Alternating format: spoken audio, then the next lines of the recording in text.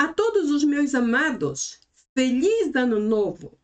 E eu tenho certeza que não apenas eu, mas você também pode crer que teremos um feliz e muito abençoado ano novo, principalmente porque cremos que neste novo ano de 2023, Deus estará cumprindo todas as promessas que nos fez neste ano passado, que terminou dias atrás, o ano 2022. E como Ele é sumamente fiel, Ele cumprirá para contigo e também para comigo tudo quanto nos prometeu. Por isso, eu lhe digo feliz ano novo para você, sua família e todas as demais áreas e aspectos e pessoas que estão ao redor da sua vida. Bem, sou sua irmã em Cristo, Carmen Henneman, e hoje o nosso tema é um tema de celebração, porque hoje falaremos sobre o ano novo. Porém, para entender esse contexto de forma completa e geral, precisaremos remontar-nos um pouco na história, principalmente porque o Ano Novo não é uma celebração que se dá apenas agora, não é algo deste momento, mas é algo que ocorre desde muitos anos atrás. Inclusive, envolve muitas outras culturas. Então, eu vou trazer alguns aspectos históricos, algumas datas, algumas observações ou detalhes. Não vou falar sobre eles, apenas vou mencioná-los somente para ajudar-nos a situar-nos dentro da história e assim entender o que a Bíblia diz, o que a Bíblia mostra sobre essa mudança de tempo, essa mudança de era, essa mudança de calendário. Está bem? Então, o Ano Novo, no Antigo Testamento, é conhecido como Rosh Hashanah. Rosh Hashanah é uma espécie de observância e celebração que se dá normalmente nos 2 primeiros dias do mês Tisri, como vamos ver agora mesmo, que é o 7º ano eclesiástico. Porém, antes de ir ali, vamos ver que Rosh Hashanah indica literalmente o ano novo judeu, ou novo ano judeu, traduzido como cabeça do ano, porque cabeça fala de início, certo? Então, é como o início de um novo período de tempo, que neste caso é o ano novo. E, como já disse, é celebrado entre o primeiro e segundo dias do mês Tisri, que é o 7º mês eclesiástico, e que ocorre normalmente entre setembro e outubro do nosso calendário, ou seja, ocorre mais ou menos no nosso outono, setembro e outubro, aproximadamente. Então, veja bem, o Rosh Hashanah ocorre para, primeiro, comemorar ou para celebrar o início do ano civil judeu, neste caso a cultura judeia. Durante esse período se toca incessantemente o shofar. O shofar é um instrumento, é um tipo de instrumento musical de sopro, considerado um dos mais antigos do mundo. E para os judeus, inclusive, isto não é somente um instrumento musical, mas é um instrumento tradicional e sagrado. Ou seja, é algo usado somente em situações solenes. O shofar é feito de um chifre de um animal chamado kudu e usado em ocasiões muito especiais. Neste caso, situações solenes ou chamadas situações sagradas ou situações muito especiais, e não era tocado em qualquer situação sem sentido ou sem razão nenhuma. E o shofar era tocado principalmente com a intenção de fazer muito barulho, barulhos fortes, barulhos altos, barulhos assim persistentes, repetidos, porque tudo isso aqui junto expressava a forma de celebrar o ano novo. O Rosh Hashanah trazia esta alegria de tal maneira que tudo se transformava em uma grande festa, em uma enorme celebração, como vimos rapidamente. Vemos então que há um nome bíblico para o Rosh Hashanah, e este nome bíblico é Yom Teruah. Yom Teruah é o que corresponde mais ou menos a Rosh Hashanah, porém, biblicamente falando, e que também corresponde ou que está totalmente associado ao Ano Novo. Há, entre outras formas, algumas de se celebrar o Yom Teruah, aqui, que é o Ano Novo, é frequentar os serviços da sinagoga, recitar uma liturgia especial, que neste caso era a Teshuvah, coloquei mais ou menos a transliteração, e que significa retorno e arrependimento. Retorno às práticas judaicas e arrependimento, neste caso, refere o retorno a Deus através do arrependimento. Ou seja, Teshuvah refere a retorno às práticas judaicas, mas também retorno a Deus através do arrependimento dos nossos pecados. Então, vamos ver que, além disso, a Teshuvah aqui, neste caso, era algo que representava, que tinha uma grande importância para a cultura judeia e que tem até hoje, porque é mais frequentemente associada aos grandes dias sagrados, especialmente os 10 dias de arrependimento, como menciona-se aqui um pouco antes de Yom Kippur. Vamos ver então que essas três formas eram as formas, ou as três mais comuns, ou entre outras, três formas mais comuns de se celebrar o Yom Teruah. Agora vamos ver também que a origem do Ano Novo hebraico está ligada ou associada diretamente ao início do ano econômico na sociedade agrícola do Antigo Oriente. Ou seja, o novo ano era o início do ciclo da semeadura, era o ciclo do crescimento e da colheita, que era marcado por seu próprio conjunto de grandes festivais agrícolas. Neste caso, esse era um dia de descanso e de fazer grandes ofertas, onde as trombetas e os chifres eram tocados o dia inteiro, para fazer barulho. Ademais que o Yom Teruah também é associado a dia de gritos ou dia de explosões. É outra, digamos, entonação ou conotação que se dá aqui a Yom Teruah, que é o nome bíblico para o Ano Novo associado a Rosh Hashanah. Então, somente algumas informações para ver como nos situamos na história. O ano propriamente dito é definido aqui pela palavra Hashanah. Ou seja, Hashanah é traduzida por ano ou o ano. Pode ser um ou outro e tem origem na ideia de mudança, tem origem na ideia de ação repetida ou simplesmente um ciclo completo de mudanças, ou seja, algo bem pensado. Agora, visto que as estações se repetem, as pessoas fixam um calendário para dar conta dos acontecimentos anuais e, inclusive, para lembrá-las nas estações futuras. Por isso, o calendário girava em torno dos ciclos da agricultura. Ou seja, é interessante ver como o calendário, incluindo as estações, estão totalmente associadas à agricultura, porque de acordo à estação era o tempo do plantio, mas também de acordo às estações, o tempo da colheita. Algo bem interessante de se observar. Vejamos também que as pessoas observavam as alterações climáticas e a duração dos dias em seu plantio e colheita. Interessante. Agora, festas religiosas também eram estabelecidas paralelamente ao ano agrícola, como já vimos anteriormente, a importância da agricultura. Nenhuma grande festa religiosa, por exemplo, era celebrada durante o tempo da maior colheita. Observava-se também que haviam 4 estações e o ano solar tinha aproximadamente 365 dias, mais ou menos parecido ao nosso. Embora os calendários nem sempre fossem precisos, os ajustes eram feitos periodicamente para compensar a falta de precisão.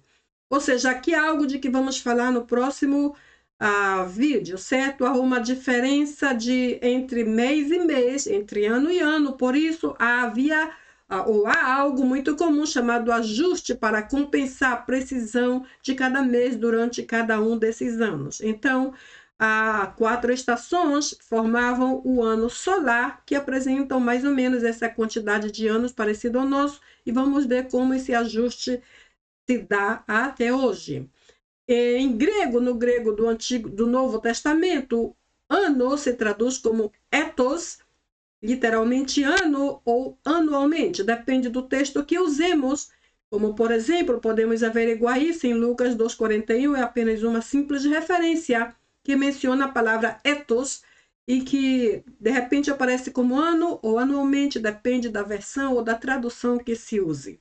Bem, no Antigo Testamento, a marcação do templo refletia principalmente os meses, as festas religiosas e o ano. Este parece que era o principal enfoque do calendário, neste caso no Antigo Testamento, para calcular, para medir o tempo e a duração dos meses, quando se davam as festas religiosas e também quanto tempo durava o ano. Agora vamos ver que, segundo a história, a nação de Israel adotou todos os 12 meses do calendário babilônico como seu calendário civil. Então, vamos ver então, aqui temos alguns deles, eu não trouxe todos porque são muitos, para não ficar um texto muito longo. Vamos ver então que o primeiro é o Nisan, depois vem o Sivan, o Elu, o Quisleu, Tebet, Tebat, e Ada, que é o 12º, número 12. Mais tarde eu vou trazer um outro slide que vou trazer todos os 12 completos, mas isso aqui é só para mencionar, para dar-lhes uma ideia mais ou menos da divisão de meses, como se chamam, e algumas referências aonde podemos encontrá-los. Veremos então que, segundo o historiador judeu Joséfo, Israel tinha 2 ocasiões para comemorar o Ano Novo. Isso aí, eu gosto muito dessa informação, porque vemos então a variedade cultural nesse tipo de informação. 2 ocasiões.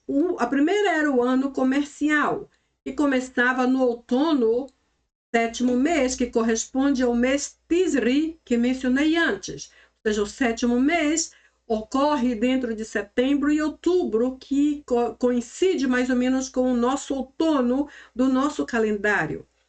Isso aí é o comercial. Agora, a segunda ocasião é o ano religioso, que tinha início na primavera. A primavera do nosso calendário ocorre entre março e abril, então corresponde aqui.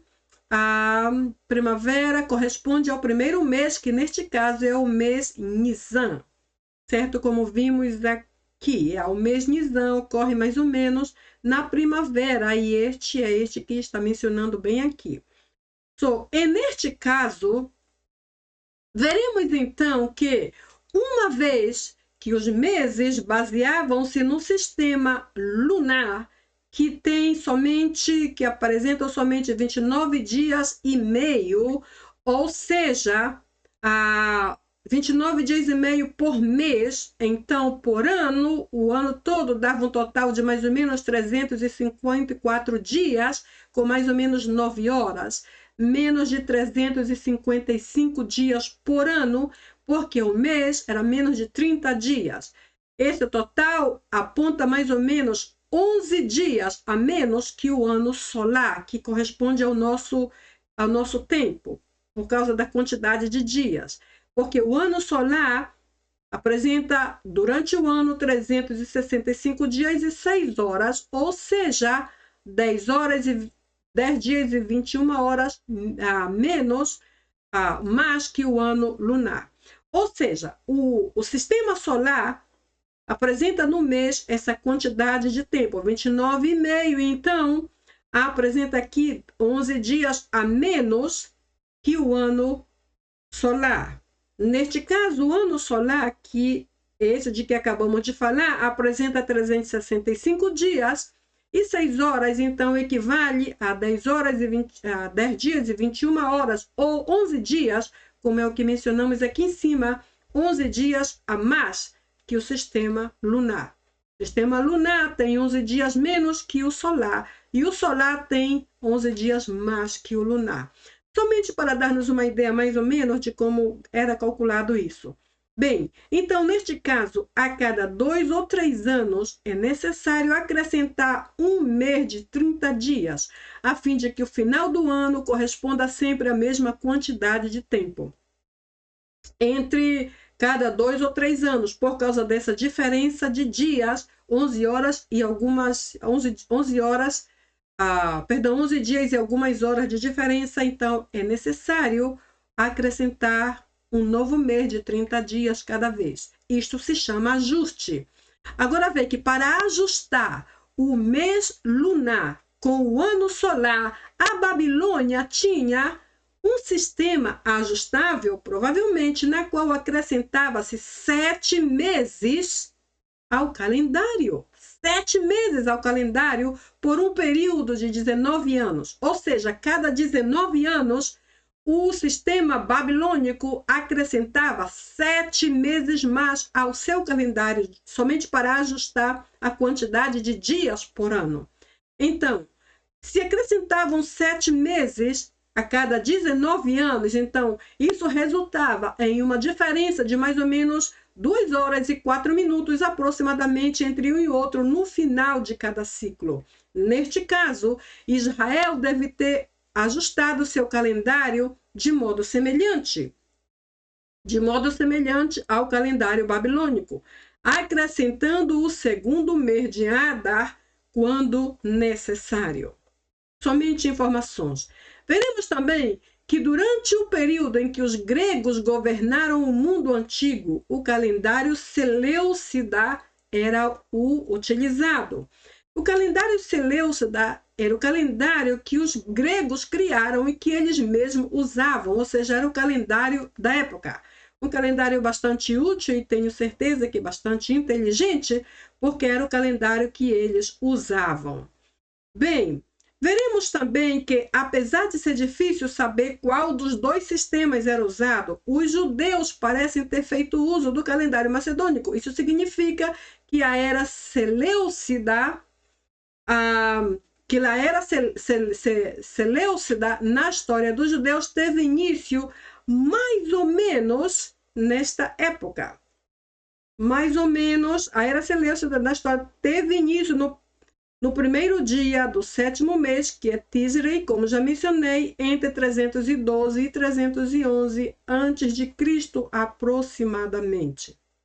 Então, é somente a minha intenção aqui é apenas mencionar como os dias eram contados, como os meses eram ajustados, para que ao final a quantidade de dias por ano mais ou menos coincidisse. No Novo Testamento, vimos que as mais frequentes festas religiosas são as festas dos pães asmos, e aqui temos algumas referências: festa do Pentecostes, a festa do tabernáculo e a festa da dedicação. Se verificamos cada uma dessas datas, veremos que é interessante ver como é que essas festas se davam.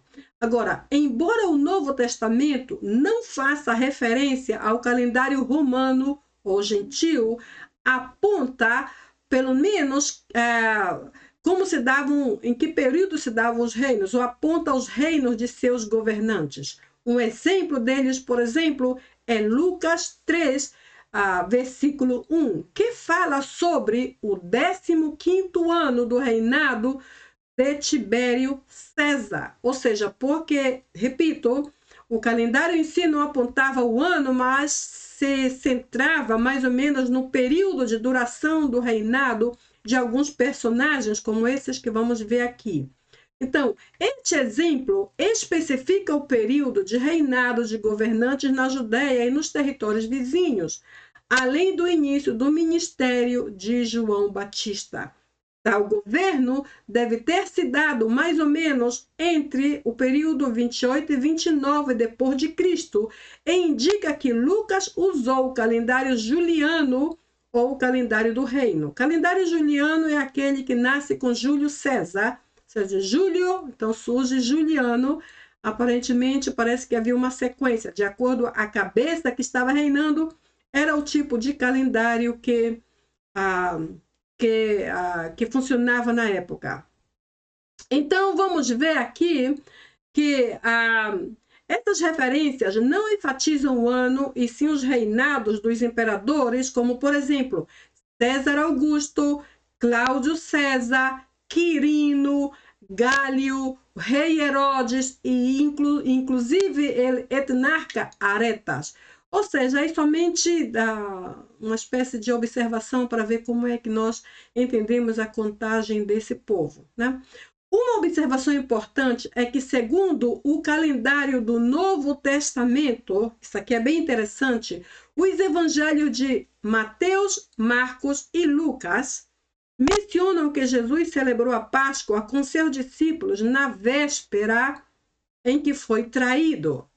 Interessante isso. Na véspera em que foi traído, então Jesus celebrou a Páscoa com seus discípulos. Porém, o evangelho de João narra que os judeus não tinham celebrado a Páscoa nessa ocasião. Parece que há uma discrepância de informação.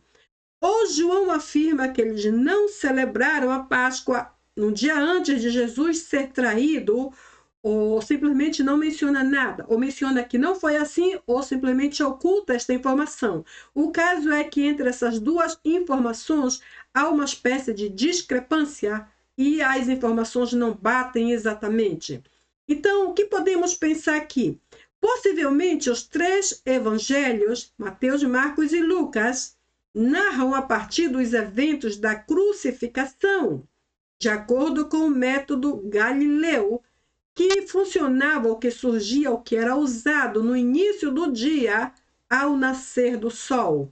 E este método Galileu foi o mais usado por Jesus, os discípulos e os fariseus. Porém, João, por causa da informação diferente que vimos aqui em João, que disse que Jesus possivelmente não fez a Páscoa um dia antes da sua traição, então vamos ver aqui. João possivelmente o contabilizou de acordo com o método da Judéia, que se dava ao pôr do sol. Então, veja bem, a diferença de informações nos leva a um diferente cálculo matemático, certo? Eu gosto muito desse tipo de informação, porque são cabeças pensantes e são informações muito úteis para o que vamos seguir descobrindo. Então, eu repito isso muito rápido aqui. O Novo Testamento informa a mesma coisa, mas de duas maneiras diferentes. Informa que, segundo os evangelhos de Mateus, Marcos e Lucas, Jesus fez a Páscoa com os discípulos um dia antes da sua traição, e João disse que não foi assim, ou simplesmente não menciona nada. Por quê?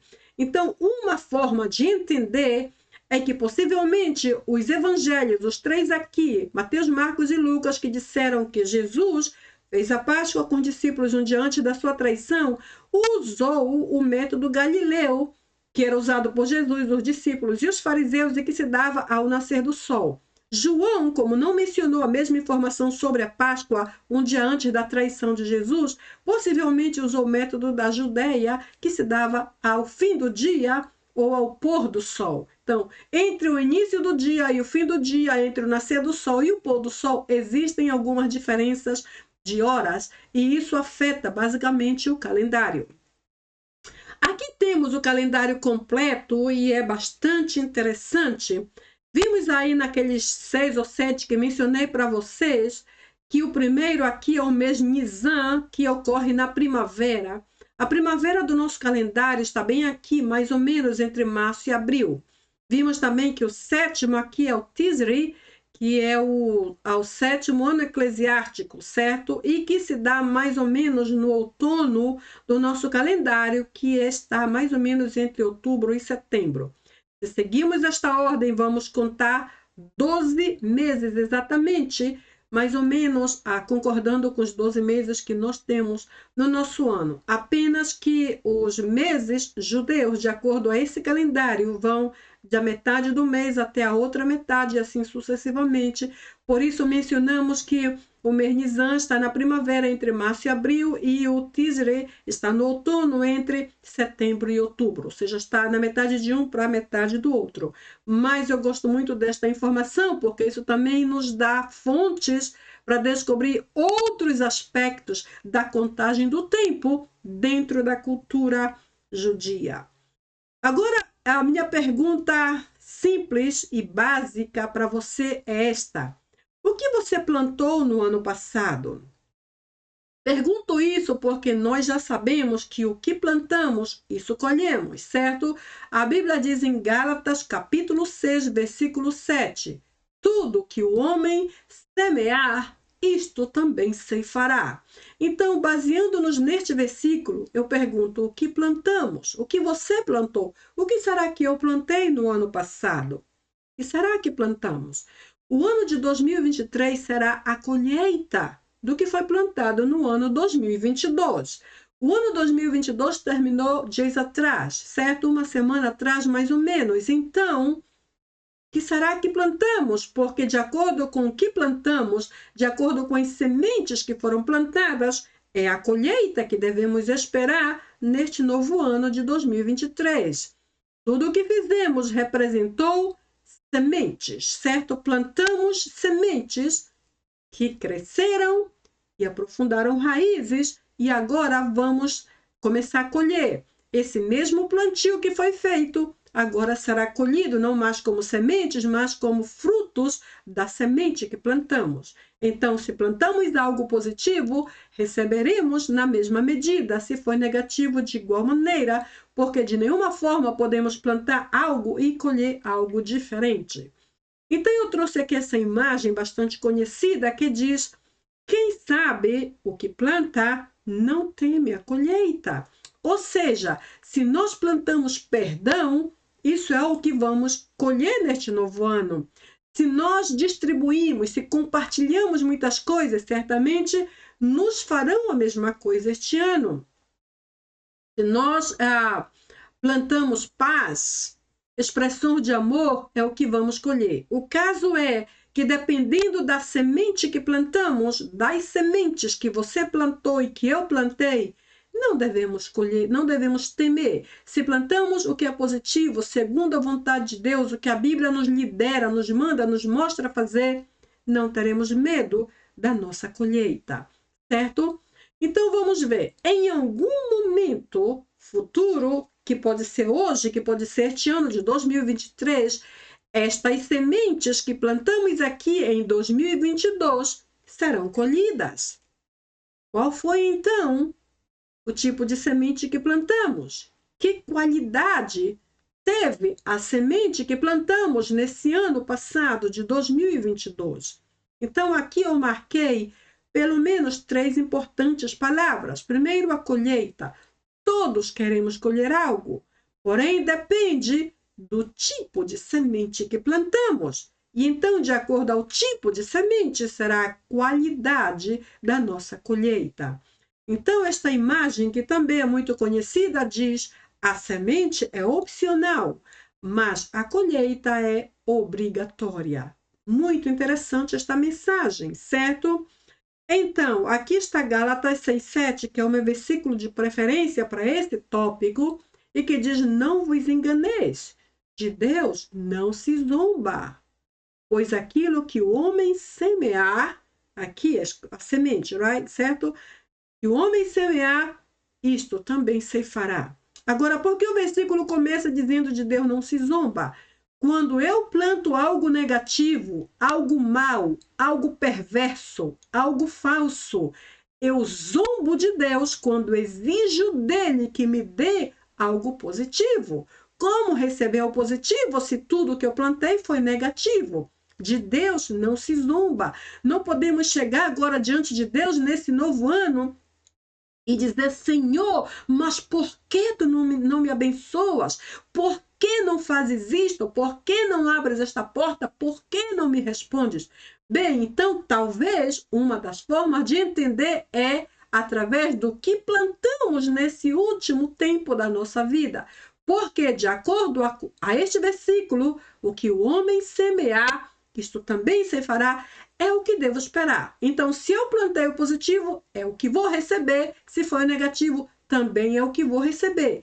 E se nós nos atrevemos a colocar-nos arrogantes e brigar com Deus porque só recebemos o que não é bom ou não recebemos nada, isso é uma forma de zombar, de desrespeitar, de duvidar, de ofender a Deus, porque Ele já disse na sua palavra: o que plantas, isto colhe. O que o homem semear, isto se fará. Então, não podemos dizer nada mais de acordo a semente que plantamos, vai ser a nossa colheita. Somente para ajudar-nos a meditar um pouco no que estamos pensando. Então, para o nosso novo ano, que promessas temos para colher do nosso Deus? Como será que podemos dizer, Senhor Jesus, eu espero isto? Que será que o Senhor nos diz para mim e para ti neste novo ano? Então, vamos ver aqui alguns versículos poderosos.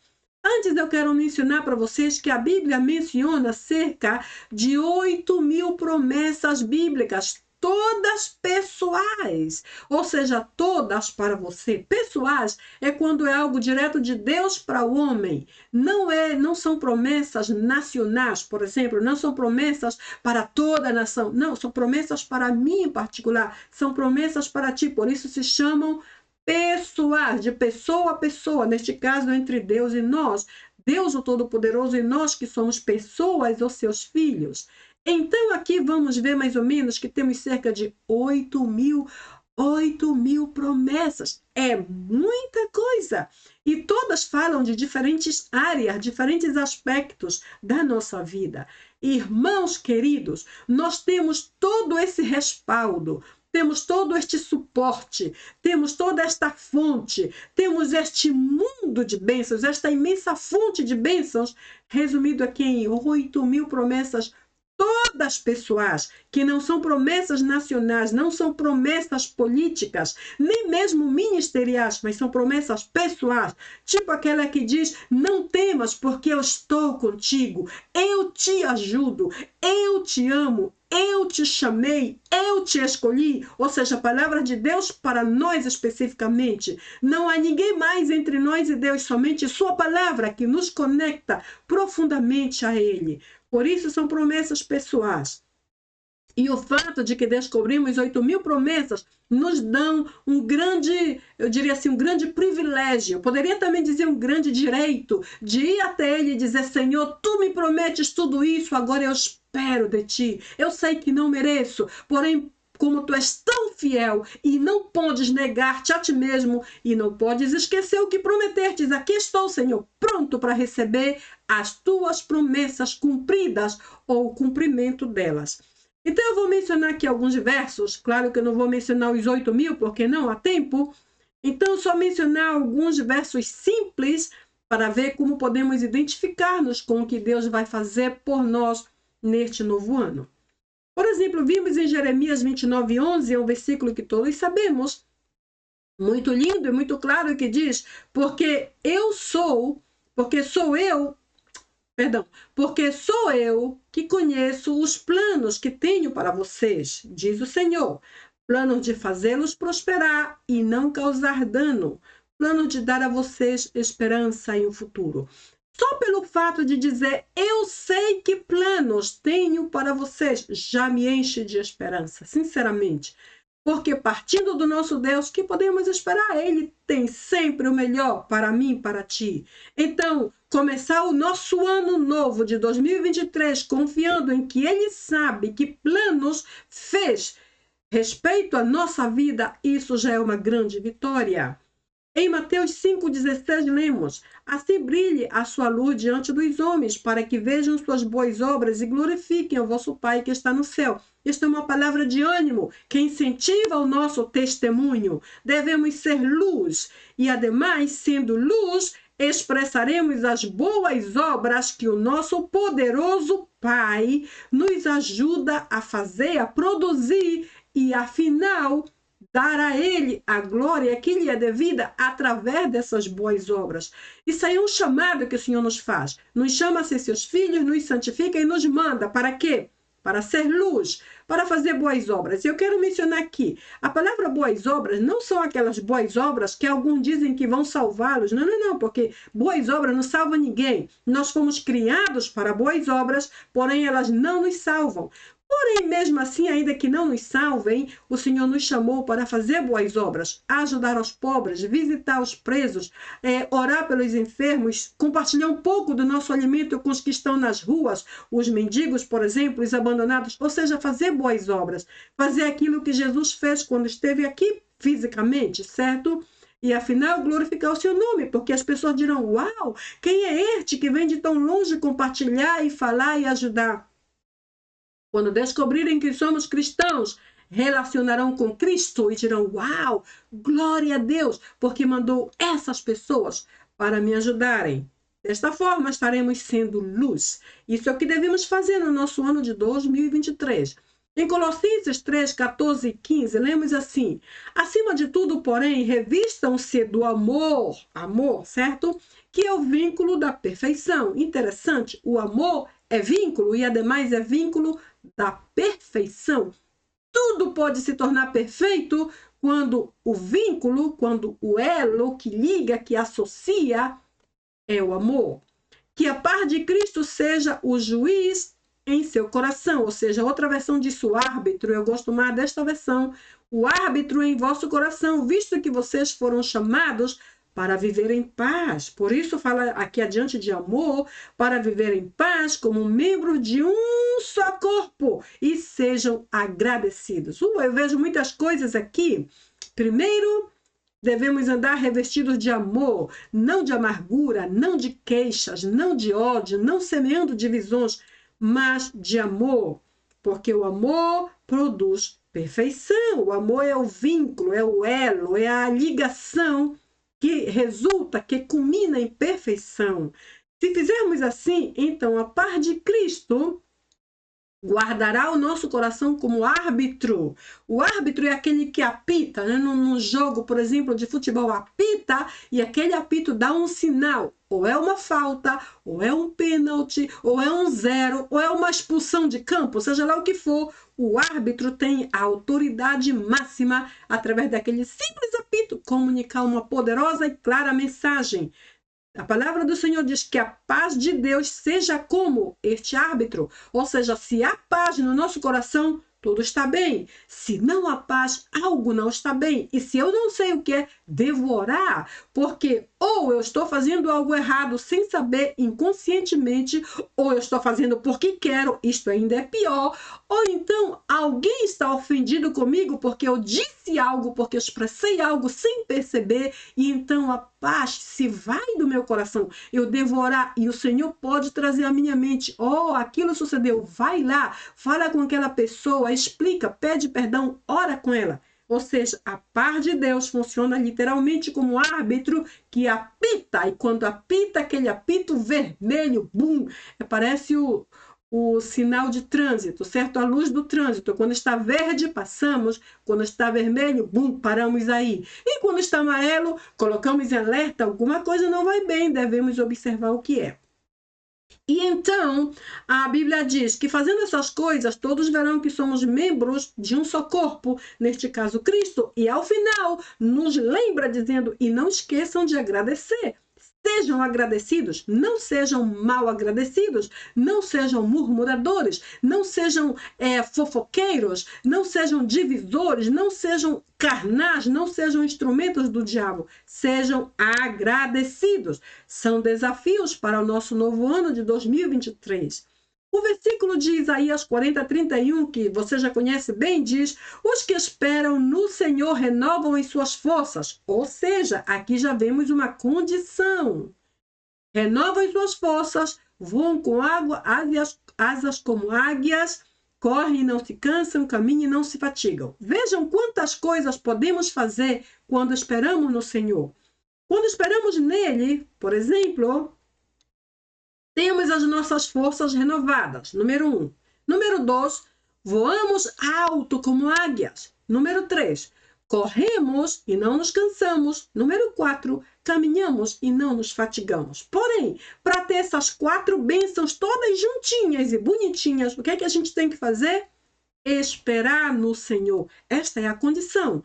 Assim que para o ano de 2023, para o nosso novo ano, o Senhor Jesus nos diz assim: não esqueçam de esperar em mim. Se vocês esperam em mim, renovarão suas forças uma atrás da outra. Vocês nunca vão se sentir exaustos. 2, voarão bem alto em teus projetos, em teus sonhos, em teus planos, em teu chamado. Vais voar bem alto. 3, vais correr, correr, não importa a velocidade, e não vai te cansar. E vais caminhar e caminhar, e não vais te fatigar. Ou seja, não vai faltar força, não vão faltar as energias, o teu vigor não vai terminar, a tua saúde não vai falhar, porque tu esperas no Senhor. Esta é a condição principal para o nosso ano de 2023. Aqui o versículo de Tiago 4, 3 a 17, é um pouquinho grande, eu só vou ler rápido, que diz: atendei agora vós que dizeis, hoje ou amanhã iremos para a cidade tal, e lá passaremos um ano e negociaremos e teremos muitos lucros. Esses são nossos sonhos, certo? Vós não sabeis o que sucederá amanhã, nos diz Tiago. Que é a vossa vida? Essa é uma pergunta. O que vocês são? O que significa a vossa vida? Sois apenas uma simples neblina que aparece por instante e logo se dissipa. Ou seja, uma neblina é uma espécie de fumacinha, né? Sopra e bum, desaparece tudo e logo se dissipa. Em vez disso, nos diz Tiago, devia dizer, se o Senhor quiser, veja bem a observação, se o Senhor quiser, não só viveremos, como também faremos isto ou aquilo. Agora, entretanto, vos jactais das vossas arrogantes pretensões. Ou seja, veja bem que essa parte aqui está associada com a parte anterior. Quando nós dizemos, eu vou viajar e vou fazer isso, eu vou negociar e vou ganhar muito dinheiro, muitos lucros, como menciona aqui, essa última parte está totalmente associada e diz, vocês se jactam, vos jactais das vossas arrogantes pretensões. A Bíblia chama isso de arrogantes pretensões quando planejamos separados de Deus, nem sequer sabemos o que Ele quer de nós e já estamos fazendo a nossa agenda de negócios, de viagem, de planos e de projetos. Ele disse, se vocês desassociam isso de mim, vocês estão sendo arrogantes e pretensiosos, ou seja, não vai funcionar. Toda jactância semelhante a essa é maligna. Aí sim a coisa fica feia, né? É algo maligno. Por quê? Porque lá no céu, quando Lúcifer estava lá, teve o privilégio, imagine-se, de estar no céu sendo o principal líder de música e adoração e tudo isso, ele se transformou em alguém arrogante, presunçoso, prepotente, autossuficiente, de tal maneira que ele quis ser igual a Deus e começou a ser um invejoso, ciumento, enganador e fez toda aquela tragédia que fez com ele próprio. E chegou o momento em que ele foi literalmente expulso, ele e todos os que concordaram com ele. Por isso o texto diz assim, toda essa jactância é maligna, ou seja, vem dele, porque ele inventou esse tipo de conduta e agora muitos se deixam contaminar, dizendo, bom, eu vou viajar, não me importa orar, que me importa o que Deus diga, eu vou viajar, vou comprar um auto novo, vou morar no estrangeiro, eu vou me casar, eu vou divorciar, eu vou fazer da minha vida o que eu entender. A Bíblia diz, se nós fazemos planos desassociados de Deus, ou seja, sem esperar pela resposta dele, pela direção dele, estamos atuando de forma maligna. Portanto, aquele que sabe que deve fazer o bem e não faz, nisto está pecando.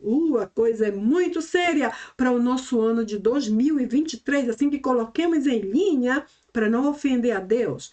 Aqui em Salmos 34:8, lemos assim, provai e vede que o Senhor é bom. Isto não temos nenhuma dúvida.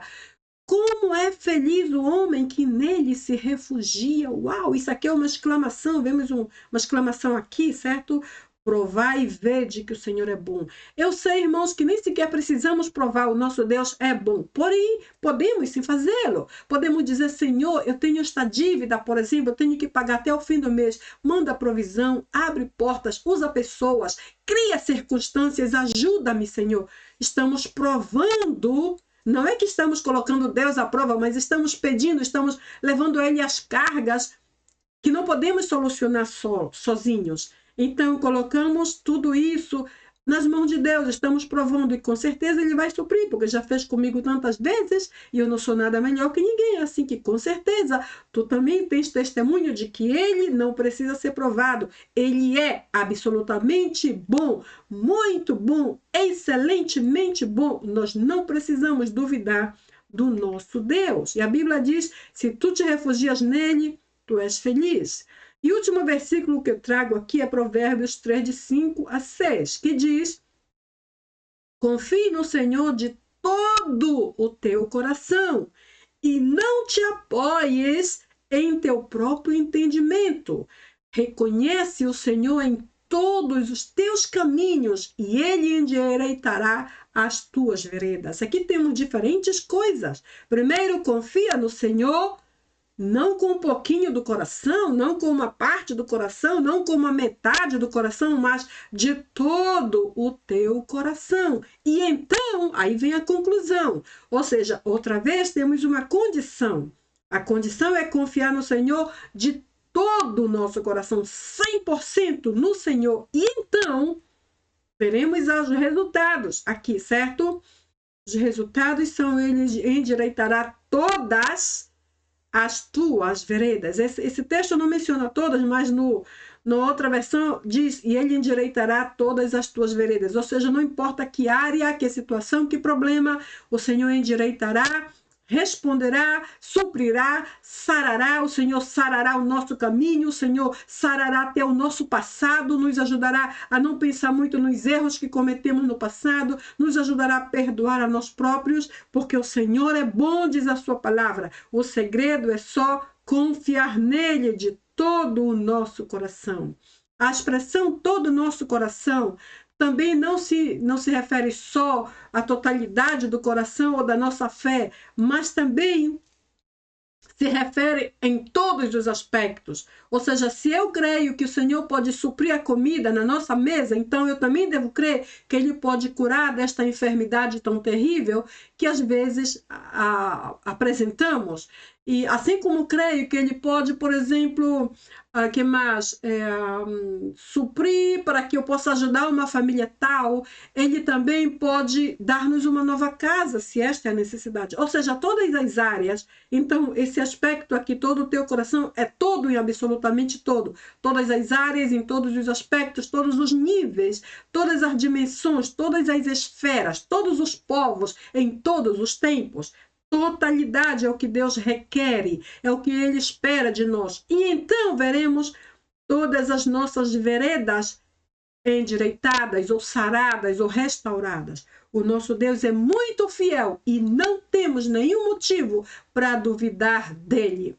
Eu trouxe esses versículos aqui, eu tinha uns 500 versículos para trazer, mas que pena que o nosso tempo não nos permite. Então, eu coloquei isso aqui como promessas para o novo ano. Eu quero que você, assim como eu, se agarre firmemente a essas 8.000 promessas pessoais. E quando oremos hoje, digamos: Senhor, tu dissertes, e tua palavra diz que tu não és homem para que mintas, nem filho de homem para que te arrependas. Aqui estou, Senhor, pronto para receber a resposta do que tu me prometestes. E que, se fizermos assim, o nosso ano de 2023 será mais que abençoado. Não importa como está a política, não importa o que fazem as nossas costas, não importa os traidores que cruzam os nossos caminhos. Se nos agarramos a essas promessas do nosso poderoso Deus, seremos mais que vencedores, como nos diz Romanos 8:37. Em Cristo somos muito mais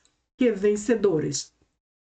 Hoje eu preguei sobre isso para um grupo de pessoas e eu descobri que a expressão muito mais é uma expressão de aumentativo que Paulo teve que usar porque ele não encontrou uma expressão única e exata que pudesse expressar o mesmo aumentativo. Então era algo que ia mais do que ele podia dizer, assim que ele disse: vocês são muito mais que vencedores.